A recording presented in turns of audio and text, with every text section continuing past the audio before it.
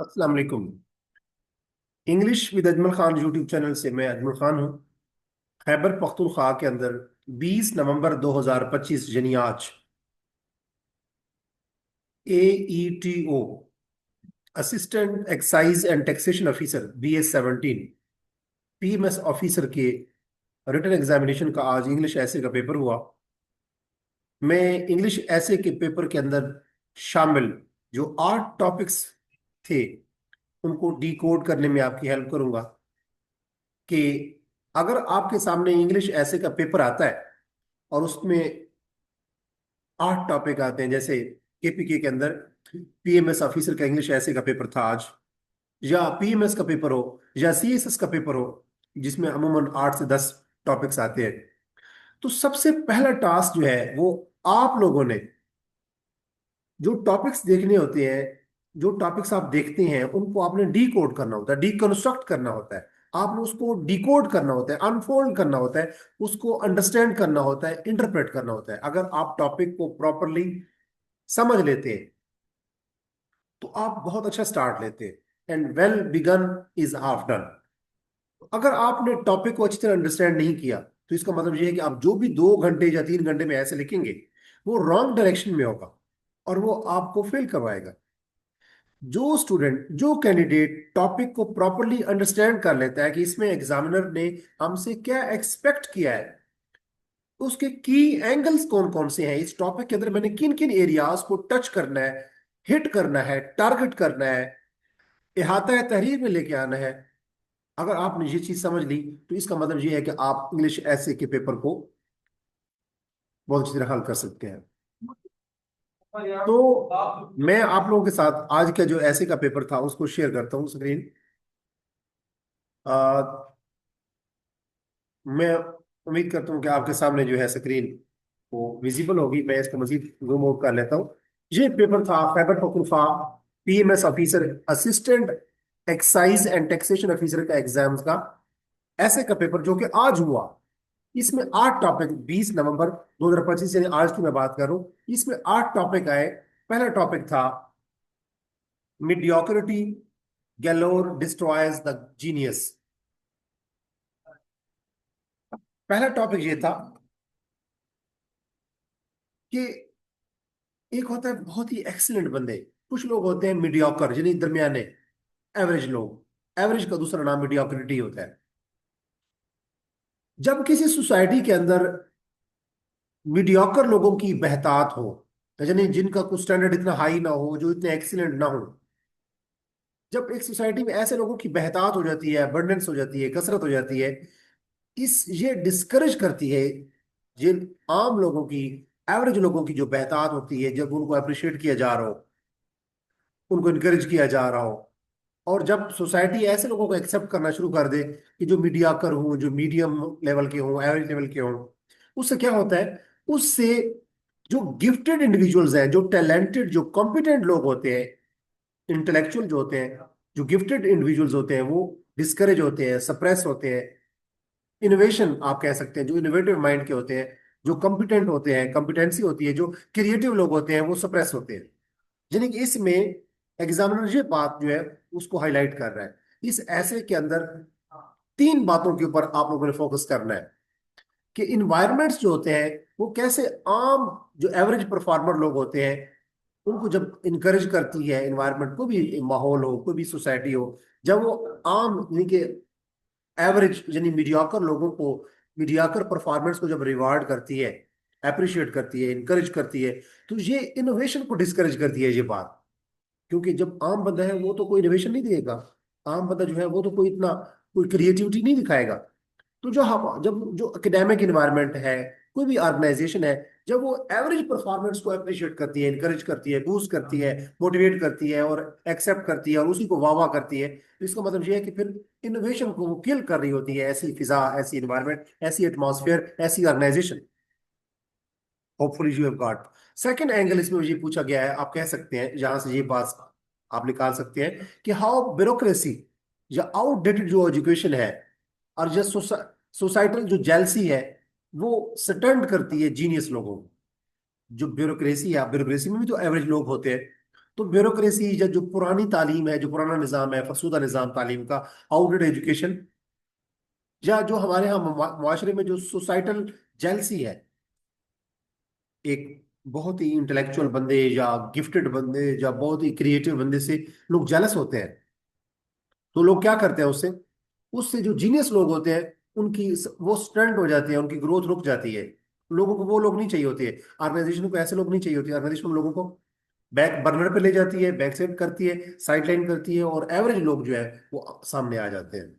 उससे definitely productivity, creativity, innovation, product आप कह सकते हैं जो रिजल्ट्स हैं वो उस तरह नहीं आते जैसे आने चाहिए। तीसरी बात, इसमें आप एग्जांपल दे सकते हैं हिस्ट्री से, एजुकेशन सिस्टम से, वर्क प्लेस से, जहां पे भी आप जॉब करते हैं, जो गवर्नमेंट से, चाहे वो प्रोविंशियल गवर्नमेंट हो या आप कह सकते हैं कि फेडरल गवर्नमेंट हो। आप ना हिस्ट्री से भी, तारीख से भी, और अपने इन्वायरमेंट से जहां आप जॉब करते हैं, जो आप जहां पे आप जो ऑर्गेनाइजेशन में आप काम करते रहे हैं पहले, जो आपका कोई एक्सपीरियंस है, जो एजुकेशन फील्ड के अंदर भी, इवन के ब्यूरोक्रेसी के अंदर भी, आप मिसालें दे सकते हैं कि कैसे इंटेलेक्चुअल लोग, कॉम्पिटेंट लोग, हाईली एफिशिएंट लोग, आप कह सकते हैं हाईली क्रिएटिव लोग जो हैं, उनको डिस्करेज किया जाता है और मीडिया का लोगों को ऊपर लिया जाता है, यानी कि आम जो एवरेज परफॉर्मेंस होती है उसी को लोग एक्सेप्ट करते हैं, ऑर्गेनाइजेशन एक्सेप्ट करती है।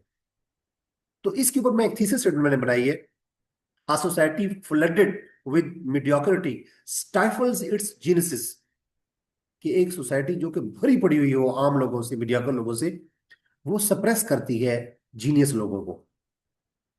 कैसे? By resisting innovation, discouraging excellence, and punishing intellectual risk taking. एक सोसाइटी जो कि आम लोगों से भरी पड़ी होती है, वो जो जीनियस लोग होते हैं उनको सप्रेस करती है, डिस्करेज करती है। कैसे? इनोवेशन को रेजिस्ट करते हुए, एक्सीलेंस को डिस्करेज करते हुए, और जो इंटेलेक्चुअलिटी होती है उसको पनिश करते हुए, यानी कि जो लोग रिस्क टेकर होते हैं उनको पनिश करती है। उससे क्या होता है? Ultimately destroying the very talent that could uplift it. तो इस तरीके से सोसाइटी अपने मुआशरे के अंदर, अपने सोसाइटी अपने अंदर उन लोगों को जो कि ऐसे टैलेंटेड लोग होते हैं जो कि इसको अपलिफ्ट कर सकते हैं सोसाइटी को, उनको सोसाइटी डिस्ट्रॉय करती है, तबाह करती है, जो सोसाइटी को तबाह हो जाती है। इसी तरह केपीके के अंदर जो पीएमएस का पेपर हुआ, एईटीओ का, उसका अंदर दूसरा टॉपिक आया। दूसरा टॉपिक था advance technology has objectified humanity, कि जो एडवांस टेक्नोलॉजी, जो एआई का दौर है आजकल, उससे ह्यूमैनिटी ऑब्जेक्टिफाई हो गई है। अब एक वर्ड होता है सब्जेक्टिव, एक होता है ऑब्जेक्टिव। सब्जेक्टिव का मतलब होता है जिसका ताल्लुक पर्सन से हो, जिसका ताल्लुक इमोशंस के साथ हो, माइंड के साथ हो, इंटेलेक्ट के साथ हो। लेकिन जो ऑब्जेक्टिव, एक होता है सब्जेक्टिव अप्रोच, एक होती है ऑब्जेक्टिव अप्रोच। ऑब्जेक्टिव अप्रोच वो होती है जिसका ताल्लुक डाटा के साथ होता है, स्टैटिस्टिक्स के साथ होता है, एनालिसिस के साथ होता है, नंबर्स के साथ होता है। तो वो हम कह सकते हैं कि एक डाटा ड्रिवन अप्रोच होती है। सब्जेक्टिव अप्रोच में आपकी इमोशनल अप्रोच होती है, जो पर्सन टू पर्सन वेरी करती है। तो एडवांस टेक्नोलॉजी ने ह्यूमैनिटी को ऑब्जेक्टिफाई कर दिया है। कैसे? यानी कि आप कह सकते हैं कि मॉडर्न टेक्नोलॉजी से, यानी कि जो आजकल जो ह्यूमन सोसाइटी हमारी जिसमें हम रह रहे हैं, इस सोसाइटी को ह्यूमन समझने की बजाय, लोगों को लोग समझने की बजाय, ह्यूमन समझने की बजाय, एडवांस टेक्नोलॉजी ने लोगों को ऑब्जेक्ट बना दिए। कि अब हम जब चलते फिरते कहीं भी आप जॉब कर रहे होते हैं, तो हमें जो सोसाइटी है वो हमें डाटा समझती है। सोसाइटी समझती है कि ये प्रोडक्ट्स हैं, सोसाइटी समझती है कि ये कंज्यूमर है, सोसाइटी समझती है कि ये अलगोरिथमिक टारगेट्स हैं। फेसबुक है, टिकटॉक है, लिंक्डइन है, उसमें जितने लोग हैं, फॉलोअर्स कितने हैं, लाइक्स कितने हैं, कितने लोगों ने इस चीज को प्रोडक्ट मतलब कमेंट किए, तो लाइक्स, कमेंट्स, फॉलोअर्स, सब्सक्राइबर्स, लोगों को, कितने लोगों ने हमारा प्रोडक्ट परचेज किया, कंज्यूमर कितने हमारे हो गए हैं, कितनी सेल हो गई है, टारगेट सेल हो गई है। तो इस तरीके से हम लोगों को, अब जो ह्यूमंस हैं उनको सोसाइटी जो है, या ऑर्गेनाइजेशन जो है, जो कैपिटलिस्टिक अप्रोच है, जो कैपिटलिज्म की सोसाइटी हमारी है, इसके अंदर लोगों को ऑब्जेक्ट समझा जा रहा है। ये इसका थीम का, असल में इस टॉपिक का मेन थीम है। अब इस टॉपिक के अंदर भी चार चीजों के ऊपर आप फोकस कर सकते हैं जब आप ऐसे लिखेंगे कि जो सोशल मीडिया है उसने ह्यूमन रिलेशंस को रिड्यूस करते हुए लाइक्स और फॉलोअर्स में शुमार करना शुरू कर दिए। अब लोग, इंसानों की अहमियत नहीं है, ये अहमियत है कि कितने किसी के लाइक्स हैं, कितने फॉलोअर्स हैं, कितनी टारगेट सेल हुई है। इसी तरह एआई जो है आर्टिफिशियल इंटेलिजेंस, उसने रिप्लेस कर दिया इमोशनल लेबर को। पहले लोग लोगों से मिला करते थे, दोस्तियां होती थी, फ्रेंडशिप्स होती थी, एम्पथी होती थी, सिंपथी होती थी। अब एआई ने क्या कर दिया, इमोशन खत्म। अब एआई ने रिप्लेस कर दिया, अब एआई आ गई है। अब कभी कभी सुना करते थे कि किसी ने किसी को प्रपोज किया है, आई लव यू का है, अब क्या है, हर मैसेज के साथ क्या है, फ्लावर और दिल और इमोशंस और इमोजीज आ रही है। तो एआई जो है वो रिप्लेस कर चुकी है इमोशंस को। इसी तरह सर्वलेस कैपिटलिज्म, आजकल की जो सरमायादाराना निजाम है, हर तरफ हर बंदा प्रॉफिट ओरिएंटेड है, हर बंदा कैपिटलिस्टिक है और मटेरियलिस्टिक हो चुका है। इसमें हर तरफ हर बंदे की सर्वलेस हो रही है, सोशल मीडिया के जरिए, एआई के जरिए, टेक्नोलॉजी के जरिए, कि हर जगह पे सेफ सिटी का कंसेप्ट आ गया है। हर जगह की कहीं कोई चीज चोरी ना हो जाए, कैमरा हर जगह मौजूद है। जहां पे भी आप ऑनलाइन जाते हैं, सोशल मीडिया यूज करते हैं, तो जहां जहां आप यूज कर रहे हैं, जहां जहां आप जाते हैं, हर एप्लीकेशन, हर जो वेबसाइट है वो आपके प्रिंट्स ले रही है कि ये इस बंदे ने इस टाइम पे इस चीज को लाइक किया, पसंद किया, इसको डाउनलोड किया। तो हर चीज जो है, हर जगह पे हर वक्त आपकी सर्वलेस हो रही है। मतलब है कि आपके ऊपर नजर रखी जा रही है, मॉनिटरिंग हो रही है। एआई ने ये काम कर दिया है, टेक्नोलॉजी ने ये काम किया है। हर वक्त हम अंडर सर्वलेस है, अंडर कैमरा है। इसी तरह loss of privacy and human dignity. अब इंसान की अहमियत नहीं है, अब इंसान की जो प्राइवेसी है उसमें लोग मुखल हो रहे हैं। ह्यूमन प्राइवेसी का कॉन्सेप्ट खत्म हो चुका है। अब इसके ऊपर एक तीसरी स्टेटमेंट मैंने बनाई है कि मॉडर्न टेक्नोलॉजी जो है उसने इंसानों को आजाद करने की बजाय, instead of liberating human beings, has objectified them by reducing the identity to data, commodifying relationships and prioritising efficiency over empathy. कि आजकल जो मॉडर्न टेक्नोलॉजी है उसने ह्यूमंस को आजाद नहीं किया, मजीद अपने शिकंजे में जकड़ लिए। कैसे? उसने इंसानों को ऑब्जेक्टिफाई कर दिया, इंसानों को ऑब्जेक्ट बना दिया। कि जो इंसान की पहले आइडेंटिटी होती थी, अब इंसान की आइडेंटिटी नहीं है, अब डाटा है। इंसान की जगह डाटा है, इंसान को ऐसे डाटा लिया जा रहा है। इससे जो रिलेशनशिप्स हैं, जो ताल्लुकात हैं, वो कमोडिफाई हो रहे हैं। यानी कि जो ताल्लुक है वो भी एक कमोडिटी, जो एक प्रोडक्ट बन चुका है। पहले लोग कहते थे कि मेरे इतने लोगों के साथ ताल्लुकात है, अब बंदा कहता है मेरे इतने फॉलोअर्स हैं, इतने लाइक्स हैं, इतने मेरे सब्सक्राइबर हैं, इतने मेरे कस्टमर्स हैं। समझ आ गई होगी होपफुली आप। इसी तरह आजकल इस चीज को नहीं प्रायोरिटाइज किया जा रहा है कि कोई हमदर्दी है या एम्पैथी है या सिंपैथी है, बल्कि एफिशिएंसी, कितने लोग एफिशिएंट है उन लोगों को आप एम्प्लॉय बनाते हैं। ये नहीं है कि कोई बंदा कितने उसके अंदर ह्यूमैनिटी है, आजिज़ी है, ह्यूमैनिटी है, आप कह सकते हैं एम्पैथी है, सिंपैथी है। नो। आज जितने लोग मुस्तैद हैं, चौकस हैं, जितना आप आपको रिजल्ट्स दे सकते हैं, सेल दे सकते हैं, प्रॉफिट दे सकते हैं, रेवेन्यू जनरेट कर सकते हैं, तो आजकल एफिशिएंट लोगों की जरूरत है। तो वो जो एम्पैथी वाले लोग थे उनकी कोई जरूरत नहीं है। तो इसके ऊपर मैंने एक थीसिस स्टेटमेंट बनाई है, जो आप लोगों के सामने मैं डिस्कस कर चुका हूं, कि मॉडर्न टेक्नोलॉजी ने इंसानों को आजाद करने की बजाय लोगों को ऑब्जेक्टिफाई कर दिया है। जो उनकी आइडेंटिटी डाटा बन चुकी है, जो रिलेशनशिप्स है वो प्रोडक्ट की शक्ल अख्तियार किए जा रहे हैं, यानी कि कमोडिटी बनते जा रहे हैं, और एफिशिएंसी को प्रायोरिटाइज किया जा रहा है किस चीज के ऊपर, एम्पैथी के ऊपर, एफिशिएंसी को। इसी तरह तीसरा टॉपिक जो आज के ऐसे के पेपर में आया वो था प्लेयर ऑफ प्रोक्रेस्टिनेशन। प्रोक्रेस्टिनेशन होता है आज का काम कल पे छोड़ना, कि कल कर लूंगा, कल कर लूंगा। इसमें एग्जामिनर ने क्या पूछा है, एग्जामिनर असल में ये पूछना चाह रहा है कि जो सोसाइटी में जो लोग होते हैं, वो जब किसी चीज को डिले करते हैं कि ये कल कर लूंगा, उसके अंदर इंजॉय करते हैं लोग। हालांकि उन्हें पता भी होता है कि जो आज काम, कहते हैं don't put off till tomorrow what you can do today. जो आज आप कर सकते हैं उसको कल पे ना छोड़ो। तो आजकल लोग एक काम को डिले करते हैं, कल कर लेंगे, कल देख लेंगे। तो उससे ये क्या है, एक प्लेजर मिलती है लोगों को, टेम्पोरल, वक्ती तौर पे एक रिलीफ मिलता है, इंजॉयमेंट मिलती है, प्लेजर मिलता है। हालांकि लोगों को पता भी होता है इसके कॉन्सिक्वेंसेस क्या है। ये एक फिलोसॉफिकल और साइकोलॉजिकल टॉपिक है। लोगों लोगों को पता भी होता है इस चीज का, कि आज का काम अगर आज खत्म हो जाएगा तो कल टेंशन नहीं रहेगी। लेकिन आज का काम लोग कल पे छोड़ते हैं, डिले करते हैं, पेंडिंग करते हैं, प्रोक्रेस्टिनेट करते हैं। इससे क्या है, ये फिलोसॉफिकली, नफ्सियाती तौर पे, फलसफी के तौर पे, और साइकोलॉजिकली, यानी नफ्सियाती तौर पे लोगों को प्लेजर मिलता है कि आज का काम कल पे छोड़ते हैं। अब इस टॉपिक के अंदर उसने क्या पूछा है, प्लेजर ऑफ प्रोक्रेस्टिनेशन के अंदर, बेसिकली वो कहता है कि जो शॉर्ट टर्म कंफर्ट हमें मिलता है कि इस काम को कल करेंगे, इसका अपोजिट होता है लॉन्ग टर्म गोल्स। अब जो लोग लॉन्ग टर्म गोल्स पे काम करते हैं, वो लोग वक्ती तौर पे चीजों को आगे कल के लिए नहीं पुट ऑफ करते, बल्कि डिले नहीं करते, उसको फौरन करते हैं, वो प्रोक्रेस्टिनेशन का शिकार नहीं होते। तो आप यहाँ पे इस ऐसे के अंदर लॉन्ग टर्म जो गोल्स होते हैं उनको आप उसका कंट्रास्ट दिखा सकते हैं, कि शॉर्ट टर्म कंफर्ट मिल सकती है इंसानों को काम काम को डिले करने में, लेकिन वो टेम्पोरल होती है, वक्ती होती है, ट्रांजिएंट होती है, वो खुशी, वो प्लेजर। लेकिन एक्चुअली लॉन्ग टर्म गोल के लिए अचीव करने के लिए हमें प्रोक्रेस्टिनेशन को डिस्करेज करना पड़ेगा। इसी तरह एल्यूजन ऑफ कंट्रोल, हमें लगता है कि आ, आज का काम हम कल पे छोड़ रहे हैं, तो मतलब है कि टाइम हमारे कंट्रोल में है, ये एक दुख है। जब हम कहते हैं कि कल पे कर लेंगे, तो बेसिकली हमें लगता है कि ये काम हमारे कंट्रोल में है कि हम इसको कल कर लेंगे। एक्चुअली जब हम किसी चीज को प्रोक्रेस्टिनेट करते हैं, जब पेंडिंग करते हैं, डिले करते हैं, तो बेसिकली हम समझ रहे होते हैं, हमें धोखा होता है, शराब होता है, फ्रेब होता है कि हम टाइम को कंट्रोल कर रहे हैं, इस प्रोजेक्ट को या इस मिशन को या इस जो भी कोई टास्क है या असाइनमेंट है। एक्चुअली हम खुद कंट्रोल में आ रहे होते हैं, वक्त के कंट्रोल में आ रहे होते हैं। इसी तरह इमोशनल अवॉइडेंस, हमारे जज्बात होते हैं कि ये काम आज हम नहीं करते, कल कर लेंगे, तो ये हम इमोशनली तौर पे, ज़हनी तौर पे, नफसियाती तौर पे अवॉइड कर रहे होते हैं उस काम से। ये काम जिम्मेदारी होती है, बेसिकली रिस्पॉन्सिबिलिटी।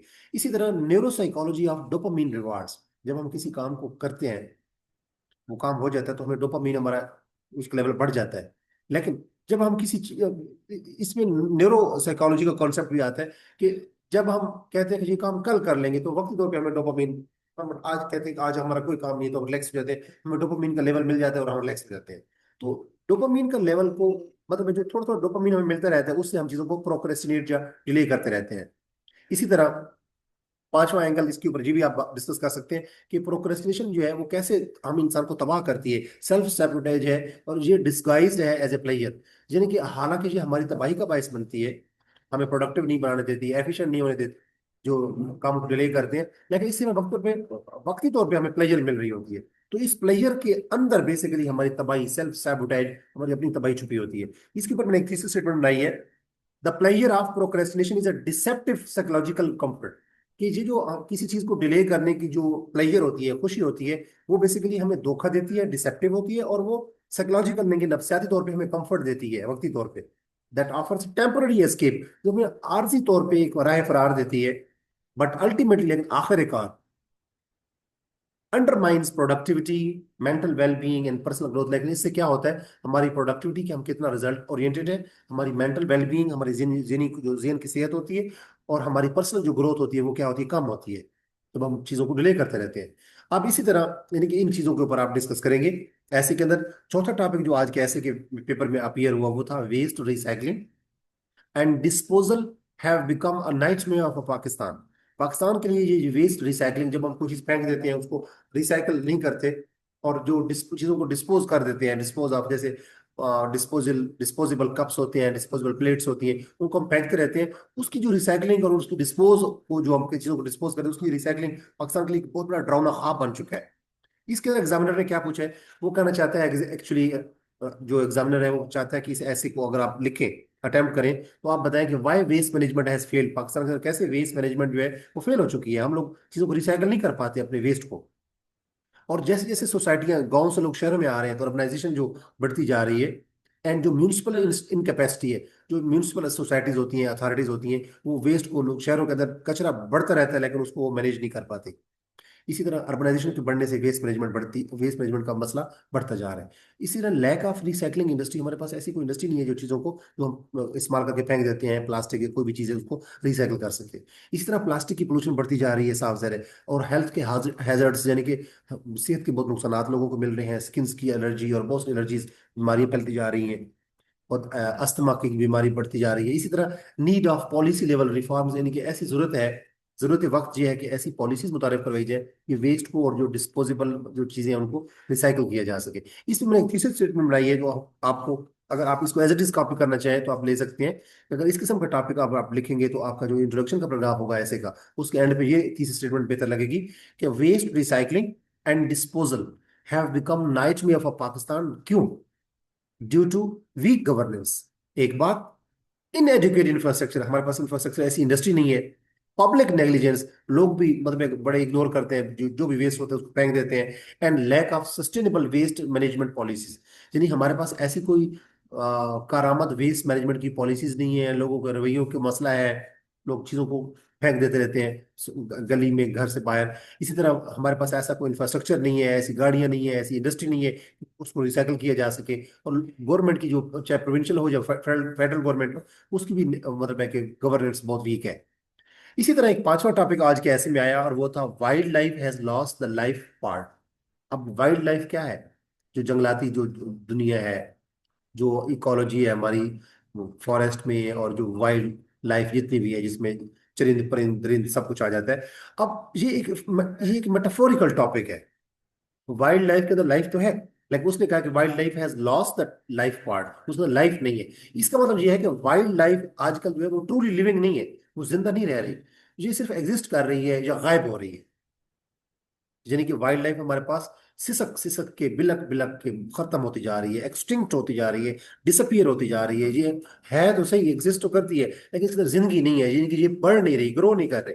इसके अंदर वो ये कहना चाह रहा है बेसिकली, ये एक मेटाफोरिकल, मेटाफोरिकल का मतलब होता है कि एक मुहावरत, मुहावरतन उसने बात की है। तो इसमें इसके अंदर वो कहना ये चाह रहा है कि आप इन्वायरमेंटल डिग्रेडेशन की बात करें, कि हमारे माहौल के अंदर हमारा माहौल डिग्रेड होता जा रहा है, पोल्यूशन उसमें बढ़ती जा रही है, यानी कि एक्सटिंक्शन थ्रेट्स है। ऐसी स्पीशीज हमारे पास जो है वो खत्म होती जा रही है मुआशरे में। ऐसे पहले परिंदे होते थे, ऐसे मतलब है कि अगर हम बात करें मरीन लाइफ की, तो उसके अंदर भी ऐसी मरीन स्पीशीज थी जो गायब होती जा रही है, क्योंकि हम समुद्रों में और दरियाओं में भी हमने कूड़ा करकट फेंकना शुरू कर दिया, तो वो चीजें गायब होती जा रही हैं, जो ऐसी मतलब बड़ी प्रीशियस किस्म की मरीन इकोलॉजिकल लाइफ थी। इसी तरह हैबिटेट डिस्ट्रक्शन, जो जहाँ पे वाइल्ड लाइफ एग्जिस्ट करती है, चाहे चरिंद परिंद कुछ भी है, वो उसको हम तबाह करते जा रहे हैं, जंगलात को आग लगाते जा रहे हैं। ह्यूमन इंक्रोचमेंट, अब जो लोग हैं वो शहरों से शहर बनते जा रहे हैं, तो जो जहां जहां पे जंगलात थे उसको हम तबाह करके हम ह्यूमन इंक्रोचमेंट, यानी कि वहां पे अब अपनी ह्यूमन सोसाइटीज बनाते जा रहे हैं। इसी तरह यानी कि जो नेचुरल पार्ट था उसके ऊपर भी हम ह्यूमन तजावज करते जा रहे हैं, अपनी हदूद से आगे बढ़ते जा रहे हैं। इसी तरह क्लाइमेट चेंज आ रही है, जैसे हम जो जो कुछ कर रहे हैं, जो ह्यूमन लाइफ, जो ह्यूमन इंक्रोचमेंट है, हैबिटेट डिस्ट्रक्शन है, एक्सटिंक्शन के थ्रेट्स हैं, डिफोरेस्टेशन का शिकार हो रहे हैं, यानी कि जंगलात को खत्म करते जा रहे हैं, उससे क्या है, क्लाइमेट चेंज आ रही है, टेम्परेचर बढ़ता जा रहा है, बेमौसमी बारिशें हो रही है, थ्रेट्स आ रहे हैं, कभी फ्लड्स आ रहे हैं, कभी अर्थक्वेक आ रहे हैं। तो ये क्लाइमेट चेंज होती जा रही है। और इस तरह लॉस ऑफ बायोडाइवर्सिटी, यानी कि हमारे मुआशरे के अंदर ऐसे पार्ट्स, हमारी सोसाइटी के अंदर जहाँ पे क्लीन क्लीन इन्वायरमेंट था, उसका लॉस होता जा रहा है। तो ये चीजें उसने पूछी है बेसिकली इस टॉपिक में। इसके ऊपर मैंने एक थीसिस स्टेटमेंट बनाई है कि wild life has lost the life part as unchecked human activities, climate disruption, and habitat destruction push species from thriving existence to silent extinction। कि ह्यूमन वाइल्ड लाइफ का जो लाइफ पार्ट है, जो जिंदगी है, वो खत्म होती जा रही है। क्यों? क्योंकि हमारी जो ह्यूमन एक्टिविटीज है वो अनचेक्ड है, हम कंट्रोल्ड नहीं है। अनकंट्रोल्ड वे में हम ऐसी एक्टिविटीज करते जा रहे हैं जिससे वाइल्ड लाइफ को, हमारा जो बायोडाइवर्सिटी है, हमारा जो इकोलॉजिकल इन्वायरमेंट है, जो इन्वायरमेंट है उसको वो करते जा रहे हैं, तबाह करते जा रहे हैं। उससे क्लाइमेट डिस्ट्रप्शन भी से भी हम उसको खत्म कर रहे हैं, यानी कि हमारी क्लाइमेट को हम तबाह कर रहे हैं। और हैबिटेट डिस्ट्रक्शन, जहाँ पे नेचुरल वाइल्ड लाइफ थी, उसको हम उसकी उसकी जो जगह थी जहाँ पे वो रहती थी, उसको हम तबाह कर दी है। उससे जो हमारी स्पीशीज है, जो कि पहले बड़े ग्रो भी कर रही थी और एग्जिस्ट भी कर रही थी, वो खत्म होके एक्सटिंक्शन की तरफ जा रही है, कि वो खत्म मतरूक होती जा रही है, गायब होती जा रही है। इसी तरह छठा टॉपिक जो आज के पेपर में अपीयर हुआ, वो था the unsustainable reality.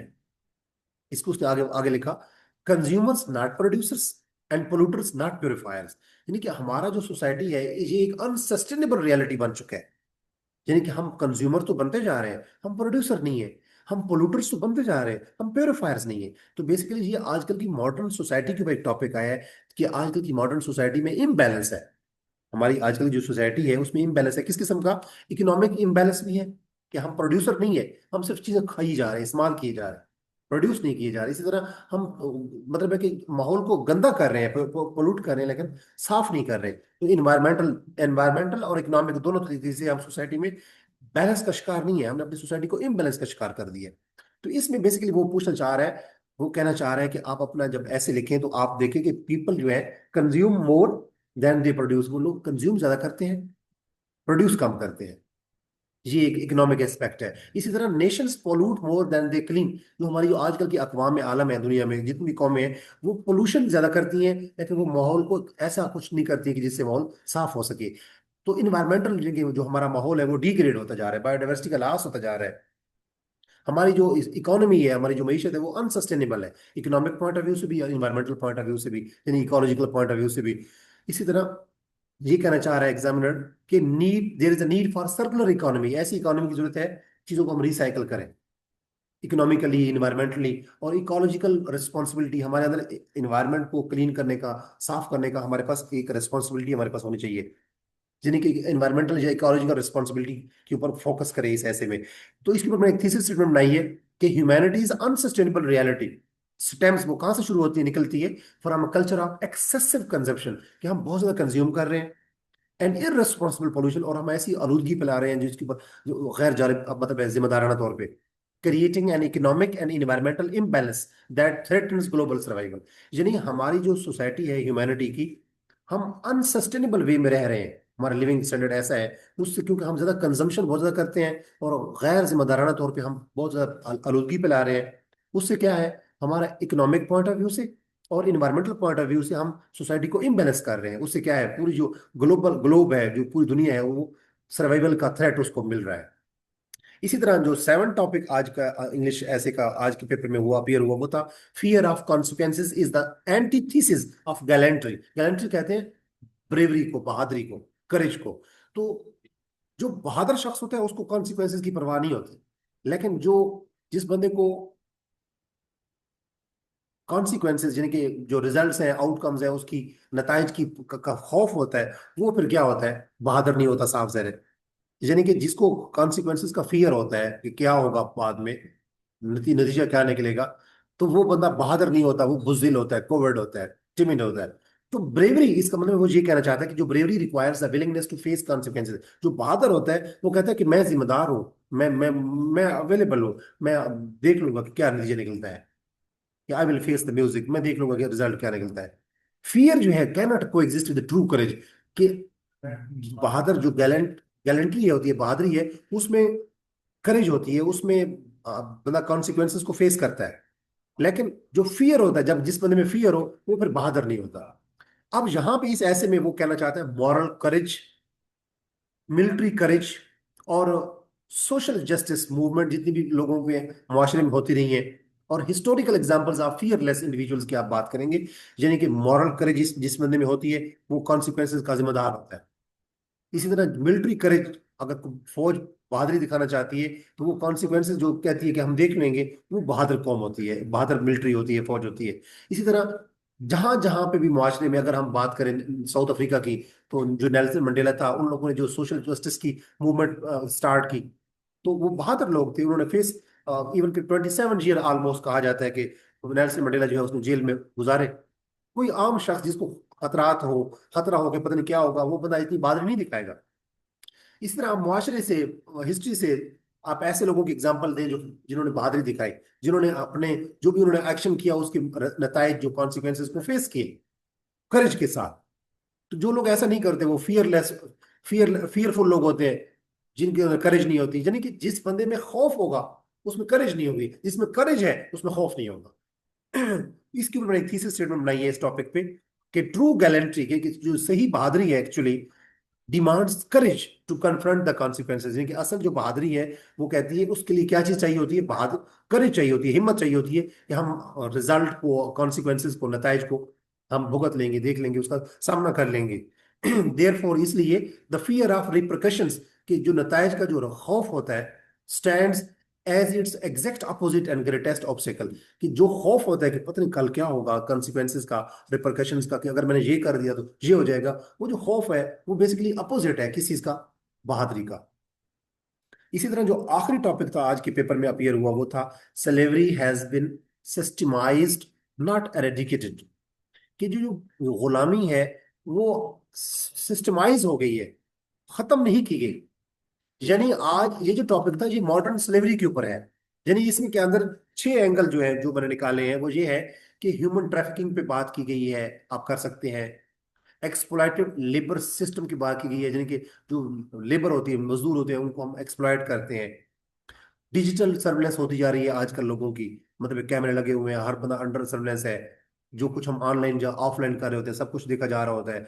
Corporate labour exploitation, यानी कि आजकल जो कॉर्पोरेशंस हैं, जो म्यूनिसिपल कॉर्पोरेशंस हैं, बड़ी बड़ी ऑर्गेनाइजेशंस हैं, वो लेबर की को एक्सप्लॉइट करती हैं, उनसे काम ज्यादा लेती हैं, उनको रिवार्ड कम देती हैं। और आजकल जो मॉडर्न कैपिटलिज्म की कैपिटलिस्टिक सोसाइटी है, जो सरमायादाराना निज़ाम है, उससे नए लोगों को, एम्प्लॉइज को, लेबर को कंट्रोल करने के नए नए तरीके निकाले जा रहे हैं। यानी कि कहा जाता है कि अब स्लेवरी खत्म हो गई है, गुलामी खत्म हो गई है, लेकिन यहाँ पे वो कहते हैं कि स्लेवरी हैज बिन सिस्टमाइज, कि स्लेवरी को, जो गुलामी है, उसको इस तरीके से डील किया गया है कि ये सिस्टम का हिस्सा बन गई है, सिस्टम में सराहियत कर गई है, तो इसको खत्म नहीं किया गया।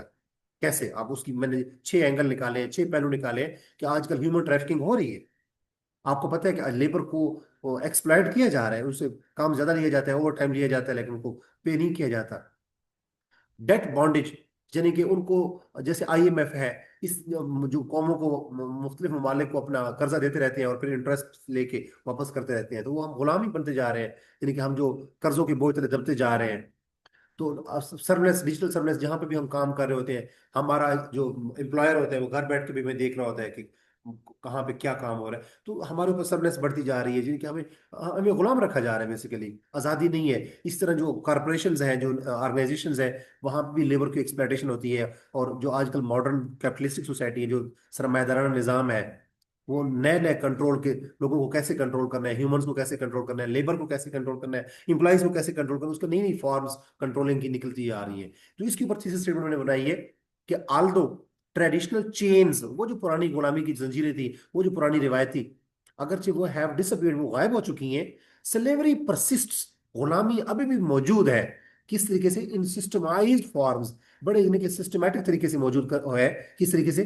थ्रू ह्यूमन ट्रैफिकिंग, कि लोगों को ह्यूमन ट्रैफिकिंग हो रही है, इकोनॉमिक एक्सप्लॉयटेशन हो रही है, यानी कि जो मुआशी जो फोर्सेज हैं, जो इकोनॉमिक की फोर्सेज हैं, तो मुआशी तौर पे लोगों का इस्तेसाल किया जा रहा है। एंड इंस्टीट्यूशनलाइज्ड इनइक्वालिटी, और इंस्टीट्यूशन के अंदर, मतलब है कि ऊपर नीचे का फर्क है, कुछ लोग अमीर से अमीरतर होते जा रहे हैं, कुछ गरीब से गरीबतर होते जा रहे हैं, यानी कि अनइक्वल डिस्ट्रीब्यूशन ऑफ रिसोर्सेज है, that continue to deprive people of freedom. इससे लोगों की आजादियां खत्म होती जा रही है, छिनती जा रही है, यानी कि अभी भी स्लेवरी एग्जिस्ट करती है। तो ये आज के जो खैबर पख्तूनख्वा के अंदर पीएमएस ऑफिसर का, यानी कि 17 स्केल का, यानी AETO, assistant excise and taxation officer का 17 स्केल का जो इंग्लिश ऐसे का पेपर हुआ 20 नवंबर को, उसमें ये 8 टॉपिक्स आए। मैंने इन टॉपिक्स को अंडरस्टैंड करने में, अनफोल्ड करने में, इंटरप्रेट करने में, डी कोड करने में, डाइसेक्ट करने में, समझने में आपको हेल्प की ये वीडियो मैंने बनाई। आप, मुझे उम्मीद है कि आप लोगों के लिए ये जो 8 टॉपिक्स हैं, ये बड़े इंटरेस्टिंग साबित हुए होंगे। आखिर में फिर मैं वही बात करूंगा कि कभी भी कोई भी टॉपिक आपके सामने आए, तो आप देखें कि इसके अंदर मैंने क्या, एग्जामिनर ने मुझसे क्या डिमांड की है, एक्सपेक्ट करता है वो हमसे। जब आप टॉपिक को प्रॉपरली डी कोड कर पाएंगे, then you would be in a better position कि आप एक अच्छी आउटलाइन बनाएं। और जब आप अच्छी आउटलाइन बना लेंगे, तो फिर आप उसी आउटलाइन को फॉलो करते हुए आप ऐसे लिख सकते हैं। मैं उम्मीद करता हूँ कि ये वीडियो आपके लिए यूजफुल, बेनिफिशियल और असिस्टिव साबित होगी। इंग्लिश ऐसे एक आर्ट है, चाहे पाकिस्तान के CSS की बात करें, या PMS की, या किसी भी गवर्नमेंट की बात करें, किसी भी सूबे की बात करें, तो उसमें जो भी कंपेरेटिव एग्जाम्स होते हैं, चाहे PPSC का पेपर हो, चाहे FPSC का, तो इंग्लिश ऐसे के अंदर 40 मार्क्स लिए जाते हैं। 40% मार्क्स वाला पास होता है, चाहे PMS हो, CSS हो, प्रोविंशियल लेवल का एग्जाम हो, या फेडरल लेवल का।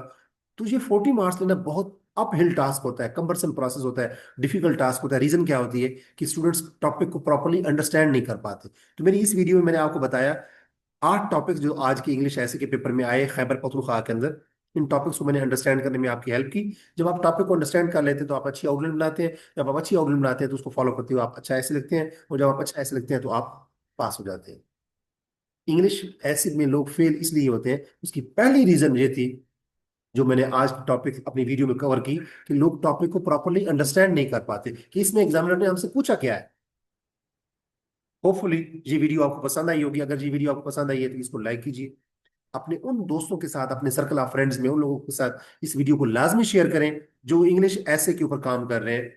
चाहे PMS है, चाहे CSS है, चाहे डिप्टी सुपरिटेंडेंट जेल है, चाहे सुपरिटेंडेंट जेल के पेपर की वो तैयारी कर रहे हैं, चाहे वो असिस्टेंट सुपरिटेंडेंट जेल की तैयारी कर रहे हैं पेपर की, चाहे वो तहसीलदार या नायब तहसीलदार के पेपर की तैयारी कर रहे हैं, चाहे वो लेबर ऑफिसर की तैयारी कर रहे हैं, चाहे वो SDO पैरा की तैयारी कर रहे हैं इंग्लिश ऐसे की। ये उन तमाम लोगों के लिए ये वीडियो सपोर्टिव है, हेल्पफुल है, बेनिफिशियल है, यूटिलिटी ओरिएंटेड है।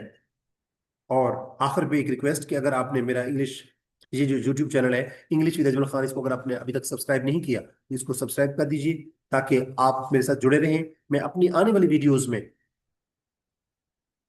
17 नवंबर को इंस्पेक्टर लीगल का जो पेपर हुआ ऐसे का, उसमें मैंने एक टॉपिक को डिस्कस कर चुका हूं मैं पिछली वीडियो में, judicial reforms, challenges and way forward. मैं एक और टॉपिक के साथ, जो कि इंस्पेक्टर लीगल के पंजाब, पाकिस्तान के सूबा पंजाब में इंस्पेक्टर लीगल का पेपर हुआ इंग्लिश ऐसे का 17 नवंबर को, उसमें जुडिशियल जो रिफॉर्म्स का जो टॉपिक था, उस पर मेरी वीडियो अवेलेबल है यूट्यूब पे। मैं उसके जो बाकी 3 टॉपिक्स थे, उनके ऊपर आने वाली वीडियोज में मैं ऐसे आउटलाइन बना के आपके सामने पेश करूंगा। अपना ख्याल रखिएगा, अपने से जुड़े हुए लोगों का ख्याल रखिएगा। अल्लाह पामान। अल्लाह हाफिज।